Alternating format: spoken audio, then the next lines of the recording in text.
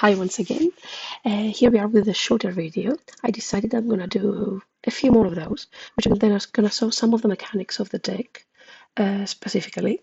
As you can understand from the title, this is all about Eladamri. So let's see what's gonna happen. Okay, thoughtseize.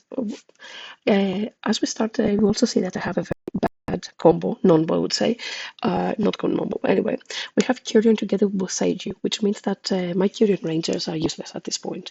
I have no mana, and unless I draw a forest, I have no way of progressing my games. I cannot cast whatever I have in hand. Obviously, the opponent realized that, and they started going after my mana. And this is why they keep attacking my Llanowar Elf as well as my Priest of Titania. I see much of Wretched something and all that, so I don't know exactly what it is yet. Here I was very lucky to draw the Heritage Druid. If I didn't draw the Heritage, I would be doomed. But I did. And now we cast Eladamri, and here is when the fun begins.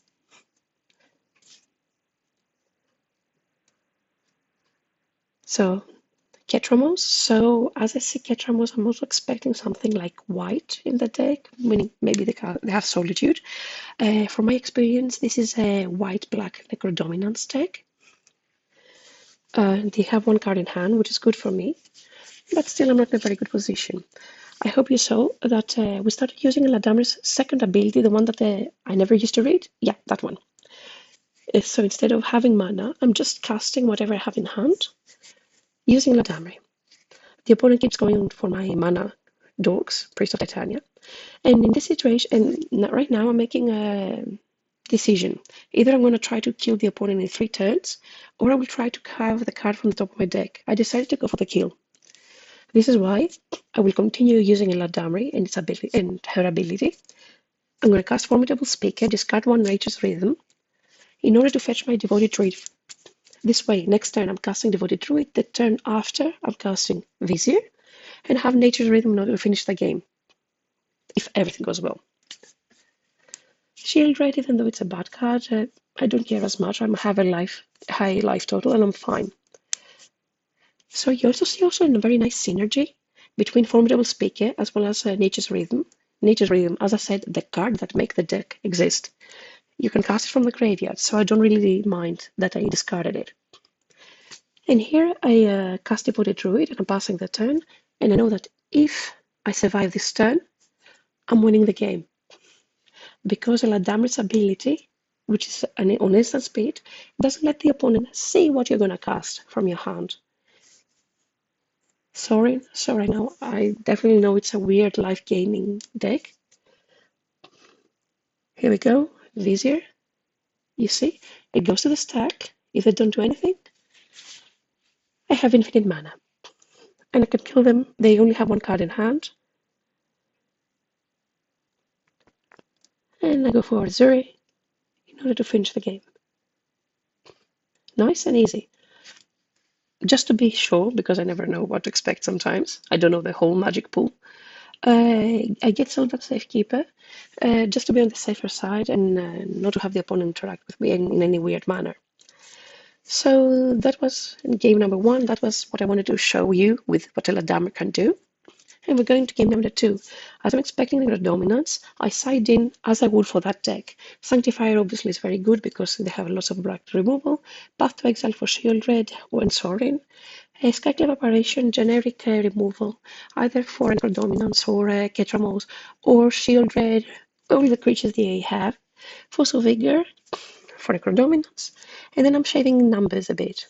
I do expect them to play Bowmasters, that's why Heritage Druids are out of here. I do keep on Vexing Bombs though, because they have some free mana spells, for example, Force of Despair, and a couple of others that I cannot remember the name right now.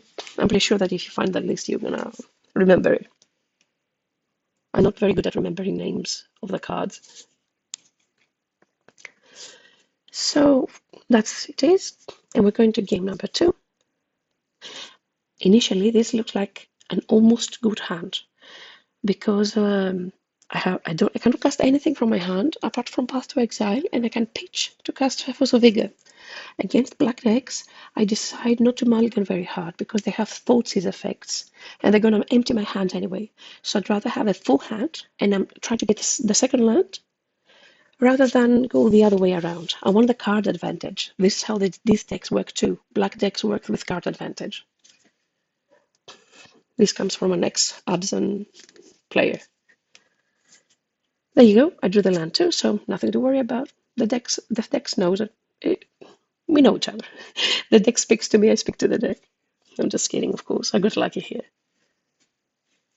But I mean, I'm playing 18 lands. Let's say that I fetched. I would be down to 16 lands. The chances of me drawing one out of 16 is pretty high, especially when I can surveil if needed, end of their turn. So Sorin comes into play. They have 3 cards in hand, so I decide not to risk it. I prefer to give them the land and use Path to Exile. This way I can be more aggressive in my turn and cast Devoted Druid in order for me to put the pressure in the clock of the game. You have to remember, I'm the aggressor, Else is the aggressor.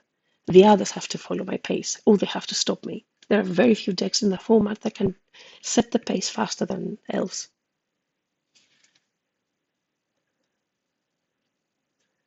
Here we go to their turn. They have 4 cards in hand. Fatal Push. Expected. I do mind it, but I don't really mind it either. Meaning, I have a Priest of Titania. This is the advantage of this deck. It has multiple ways of winning. Priest of Titania is a great mana generating mechanism. So I'm just going for plan number 2. I'm not going for the Devoted plan. I'm going for a Priest of Titania plan. And Nature's Rhythm works very nicely with the Priest of Titania. So I'm fine. They have 3 cards in hand. Too much text, I would say. It's a decent card. There is a combo also. I don't remember the name of the cards, that they gain life and they put a huge creature in play that deals damage to me. 1, 2. March of Register Sorrow. Okay. My priest is dying, but at least they're down to 2 cards. Always keep in mind how many cards they have in hand. As you have life totals that are an important part of the game, the same goes for how many cards they have in hand. And I wanted to name a human with that Cavern of Souls, but I decided no, don't do it. I regret it now. Even though it's okay, I'm casting my other piece of Titania and I'm passing. To be honest, I'm not saying that the opponent played the match optimally, but I'm here to show some specific mechanisms. I'm not here to brag, oh, look how I beat this deck. I will try to do the same also with Azuri, but we stop for now. And this is why the deck has redundancy. Agatha Soul Cauldron. We have a Devoted Druid in the graveyard. We just have 1 priest in hand. And just 1 card gave us the kill. Before that, this hand couldn't go anywhere. But just like that, Cauldron, Devoted Druid, under Priest, Vizier, we go off. They have 2 cards in hand. The only way of stopping us is with Solitude. And I'm saying Solitude because they're playing white. I see that they haven't yielded yet. Either they are inexperienced in Magic, or it means for me that they have something that they cast without paying mana. In this case, it's either Solitude or Force of Despair. If it's Solitude, I lose. This is why I X for 3, but the first thing I get is a Sylvan Safekeeper. This way I can protect my Priest of Titania. And then, with the harmonized effect of Nature's Rhythm, I will go and get Azuri in order to finish the game. This way I will be protected against anything they might have. So as I was saying, I will try to find, now that the replays are back in Magic Online, I will try to find also some videos, for example, with the 2 Devoted Druid and Azuri combo, to show. Maybe if I'm lucky, also find the 3 Devoted Druid and Heritage plus Azuri to try to show them, because I've seen some comments about with people trying to understand how those combos work, because they're a little bit more complicated. And as I said, Force of Despair, but it will do nothing. I just have to make sure that I will add the mana before my creatures die. And here we are fast forwarding, because yeah, it's a bit boring to see all this clicking. At some point, I will also double check what Raven Eagle does. Maybe it has an ability that I don't know, but there's nothing there to worry about. So I'm actually pumping my Priest of Titania pretty much, and then I'm going for the kill. And that's about it. That's what I wanted to show you. And thank you very much for watching. And I will see you on the next one. Bye bye.